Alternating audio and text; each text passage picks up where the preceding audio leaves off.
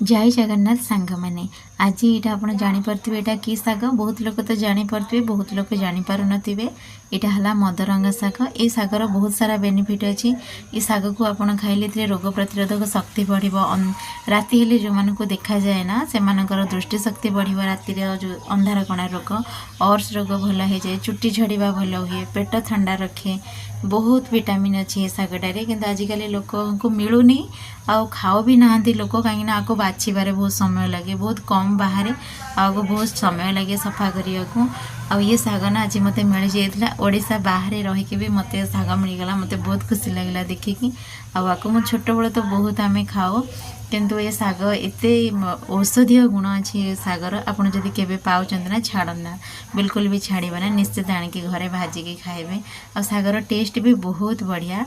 जो मानक जना अच्छे मदरंगा शाग से मैंने जानी निश्चित खाई यार टेस्ट कौन जानी।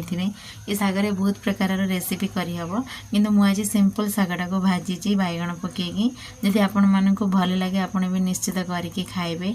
बाड़ी घरे तो मिलूव निश्चित बाहर तो मिलूनी आमको किंतु गाँव में जो मैंने रोचते निश्चित मिलूव। यहाँ खास कर पोखरी हुड़ारे हुए सुखिलारे हुए गोटे तो सुनसुनिया शाग पानी भितर हुए आ गोटे ये शागटा है पोखरी हुड़ा मानक बेसी हुए। आटा पूरा नेचुरल खा जिनस आपको जदि पाउचंदी खातु आपको खाइले शरीर पर बहुत हितकर। जदि मोर शाग भजा रेसिपीटा भल लगे निश्चित लाइक शेयर और कमेंट करंतु।